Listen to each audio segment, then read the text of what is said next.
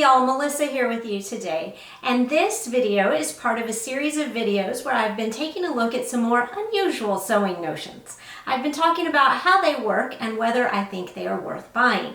This is my Cricut Maker, and this isn't really related to sewing. You can cut fabric on this, but because most of my projects are bigger, I pretty much have never used it for that. In fact, the thing I use this for the most has to do with school spirit. It makes sense for me because I've got kids that play sports and I'm married to a coach. So for example, here's a t-shirt I did for myself recently. Now, this is basically an entirely new hobby in addition to sewing. There's not a lot of sewing stuff related to this.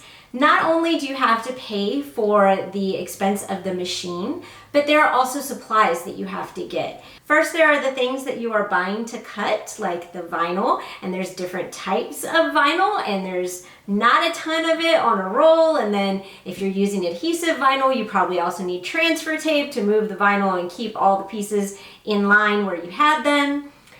If you're not doing vinyl, like I decorated my son's locker for homecoming recently and I had to buy a bunch of scrapbook paper to cut for that. So there's those supplies, and then there are also things like tools to weed the vinyl. I'm currently thinking I might want a heat press instead of just using my iron to adhere the heat transfer vinyl. So this is a whole nother rabbit hole. Whether that's worth it, I don't know. I can tell you that pretty much everything I've used this for has been in service of my kids. I think the only thing that I did that was purely for me, I've done a couple of graphics on shirts, and I did some tags for labels for things that I was sewing. Like I cut them out of vinyl so they would be like a tagless shirt and it had the iron-on vinyl. That is it. Everything else that I have used this for has been for my kids or my family. And then lastly, you need the designs that you are cutting. Now, I like graphic design and I use Adobe Illustrator, but that's a whole other software package with a learning curve, and it's not cheap. And I don't really know what kind of designs there are that you can get without making them yourself, because everything I've done, I made myself.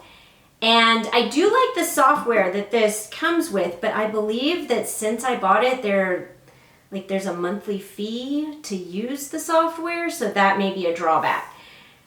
Again, sewing channel, so I'm not gonna get too into the Cricut Maker.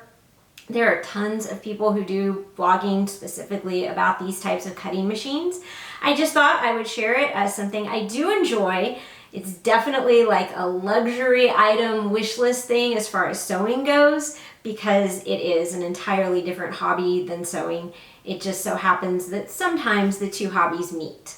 If you like seeing different tools on this video, check out this video with some other sewing tools that I swear by.